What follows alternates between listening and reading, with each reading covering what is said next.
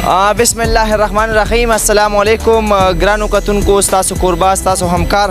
ابوبکر صدیق خان ستاسو په خدمت کې حاضر دی. ګرانو کتونکو، نن په مردان کې یو پیره بیا حاضر یم او زه لږه شانته دغه اندازه لګو چې په مردان چې عوام چې کوم دي نو په موجوده د مهنګایۍ د ګرانۍ په حالاتو کې د هغوی څنګه ژوند دی. اسپیشلی زما کوشش به دی چې زه د هغه غریبانو سره خبرې ترې وکړم، څوک چې دیاړي مار دی، څوک چې رکشې چلی، څوک چې مزدوري کوي، څوک چې لیبر دی، چې په دومره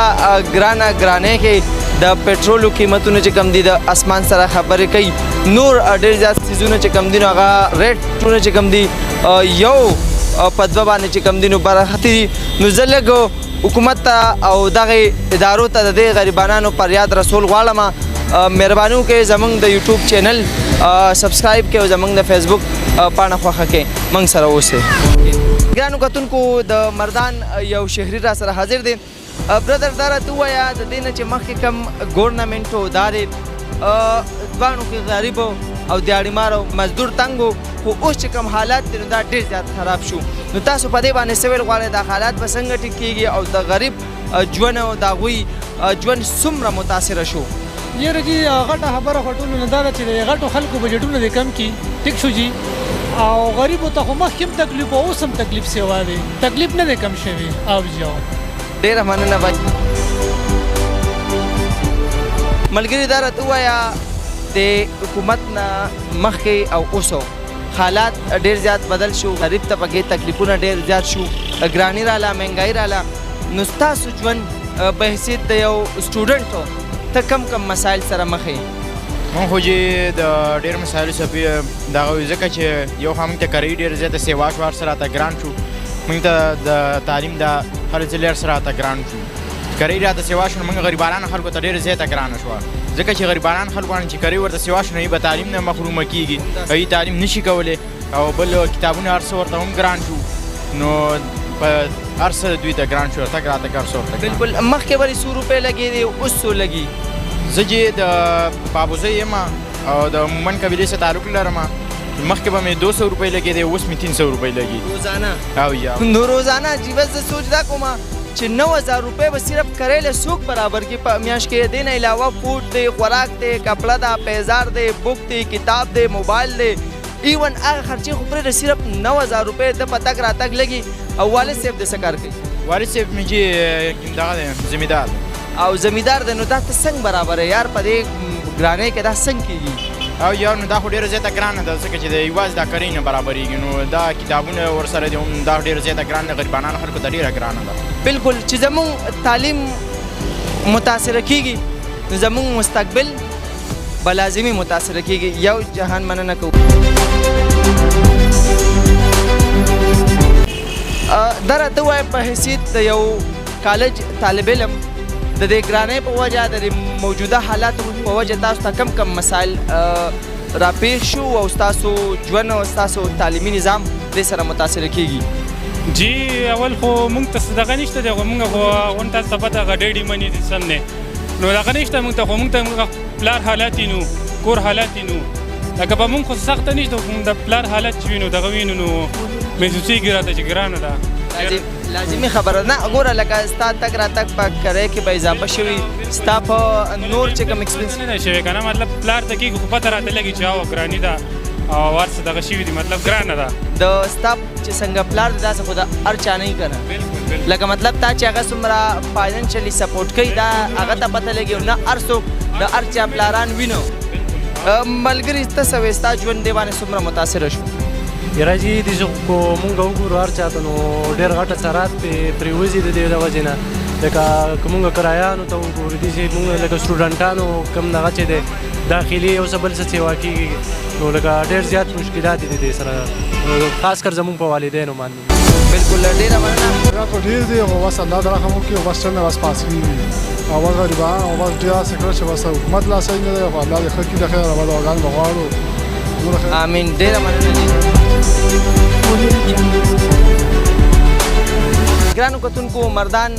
پی پی ایس او پمپ کې حاضر یم او تاسو وینئ دلته ډېر داسې شهریان دي چې هغوی ځان دپاره پټرول اچوي نو غواړم چې دوی سره ستاسو لږ شانته خبرې ترې وکړو د دوی نه احساسات معلوم کړو چې دوی پټرول اچوي نو څومره مسایل دوی ته مخې ته راځي مخکې چې به د پټرول اچولو اوس چې نو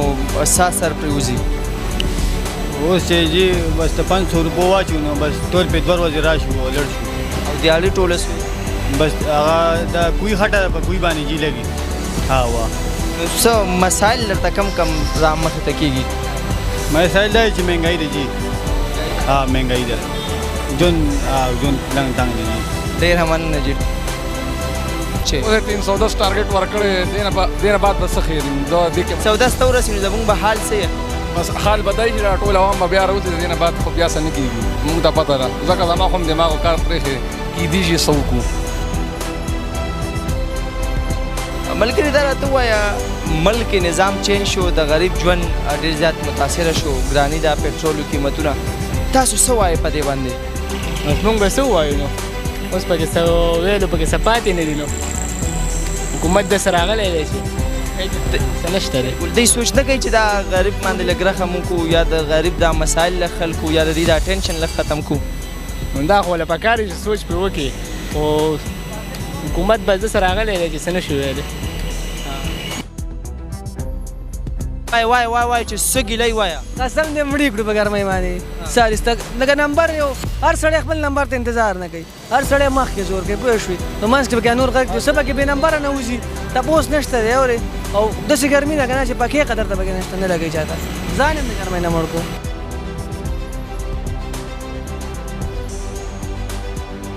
احساسات پې نه پرېوځي هېڅ پې هم نه پرېوځي د پلار د جیب بالکل بالخال پلار د جیبه ته چې نن لاړ شي بیا د پلار نه تپوس وکوې د دې ګرانۍ په وجه څه اثر پرېوځي ولې نه پرېوځي په هغه پرېوځي څه پرېوځي څه اثر لکه مطلب غریبو ته کم مشکلات او ستونزې مخې ته راځي د دنیا مشکل نوکریان نشته کار روزګار نشته خامخا او خرچې خطرس کې روان د چا مطلب کار روزګار نشته او خرچې کېږي خرچې به سړی څه وکړي په دې کې لا خرچې مطلب زما دغه وړه دي دغه غوړي دي دغه چیني ده وړو او دغه ته وګوره غوړو ته وګوره په دې کې به غریب سړی څه وکړي دیړي ماته دیړي چې وکړي 400 روپۍ ورځ ده 1500 په هغې کې به دې څه راوړي غوړي والي وړه والي چیني والي هر سړی تباه دی په دې دغه کې مونږ یو حکمران به راشي دی به ښه شي بل راشي مونږ ویل دی به ښه شي د هغې نه رو ته رو پاکستان خرابېږي مهنګایي ته چې ګورې نو هر غریب سړی تباه دی مالدار ورځ د ورځ په بره روان دی همداسې ده د لالا خبره ټیک ده چې غریب تیږي او مالدار نور هم مالدارېږي زه به تاسو ته ووایم چې د غریب ژوند ډېر زیات ګران شوی دی ولې چې نن سبا د غوړو ټیم چې کوم دی څه ریټ کې دی او دلته کې دیاړي 700 ده 800 روپۍ دیاړي ده اوله کې 1 کیلو غوړي چې کوم دی 550 650 روپۍ کې لکه مطلب تا د ډبه میلاویږي لکه دې کې د غریب ژوند ډېر زیات ګران شوی دی غریب په دې کې ژوند د سر نشي تېرولی زموږ مطلب دی حکومت ته دا درخواست دی چې د غریبو سره سم ریلیف ورکړي څه دغه ورکړي سټورونه چې کوم دي لوټي سټور ته سره دغه راشي مطلب سامان راشي نو هغه ته دي غریبانو ته نه ورکړي هغه دي په خپله تعلقي مطلب ګپ شپ چا سره سي ګپ شپ حساب کتاب بس بلیک باندې وباسي یا دکاندارانو ته مطلب سمګلینګ کی دکاندارانو له ورکړي نو هغې بیا راسې بار خرڅي نو دا د حکومت ته زموږ دا درخواست دی چې دې باندې ایکشن والی ډېر زیات مطلب څه نه څه دی رزلټ پکار دی ولې چې ملک ورځ تر ورځه خرابېدو طرف ته روان دی بالکل ډېره مننه بچ ګرانو کتونکو لالا سره هم ولاړ یم لالا جي څه ګڼئ د ملک حالات کم خوا روان دي د غریب ژوند کم خوا روان دی زموږ د حکمرانانو عیاشۍ کم خوا روانې دي د هغوی لایف سټایل کم خوا روان دی او د دې ملک او د دې ریاست د غریبو عوام ژوند کم خوا روان دی یاره په دې هکله به زه دا ووایم چې غریب ورځ ته ورځه په لاندې روان دی او څونه سرمایهداره خلک چې دي حکومتي سیاستدانان چې کوم دي هغې ورځ ته ورځه په بره روان دي خو هغې سره چونکې د غریب سړي خیال نظر نه ساتي او نه ورسره د غریب سړي څه خیال شته څه احساس ورسره نشته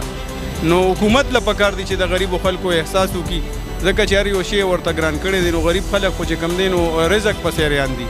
نو چې هغې ته پکار دی چې د هر څیز ارزان شي سهولتونه ورته میلو شي نو ان شاء الله غریب خلک به خوشاله شي.